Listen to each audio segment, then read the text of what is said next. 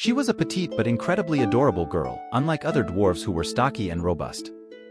Instead, she had a delicate and charming appearance, with an apple-like cute face that radiated a sincere smile. I received the wooden bowl she handed me with a gentle smile, and a sweet fragrance wafted up from the bowl, filling my nostrils. It smelled so good. Is this the food I often ate during my coma? I took a sip, and indeed it was. Sweet, fragrant, and smooth, it went down my throat effortlessly. Testing my legs by taking a few steps, I found no issues. I was nearly fully recovered, except for feeling a bit weak physically. Other than that, I was no different from a normal person. With that, I settled in the dwarven village. After a month of rest, I had completely returned to normal, and with my gifted intelligence, I quickly learned their language. Although I couldn't master everything, I certainly wouldn't make mistakes in everyday conversation. The dwarf girl who had given me the porridge was named Nasa.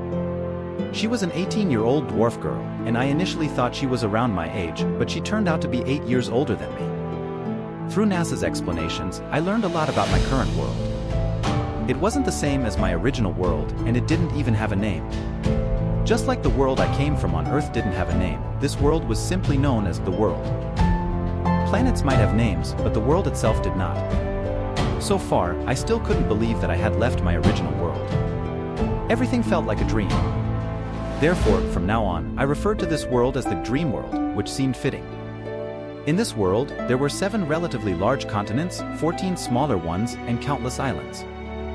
NASA only knew that the continent I was on was called the Dreamland, and the neighboring continent was called the Fragrant Drift. As for the names of the other continents, she had no idea. Our current continent belonged to the Sunset Empire. Before the Thousand-Year War, dwarves used to live in the middle of the Dreamland alongside humans, orcs, and other races. However, after the devastation of the Thousand-Year War, only a few thousand dwarves survived and were chased to this remote place, where they struggled to survive beneath the harsh environment. From the perspective of the outside world, the dwarf race was considered extinct, and the Dreamland was now completely ruled by humans. No one knew that such a remote place still harbored the dwarf race, or else they would have faced extinction. Dwarves were a diligent and humble people. Despite being natural warriors, they disliked conflict and war. They preferred to use their hands and iron hammers to craft weapons, tools, and armor. Dwarf blacksmiths were renowned throughout the world, and no outsider could match their skill because they dedicated their entire lives to their beloved craft. Even though life was challenging, dwarves never stopped working. Even when there were no buyers for their weapons and armor, they continued to forge and smelt because crafting weapons and armor was their destiny. As the dwarf village chief put it, life goes on and forging never stops.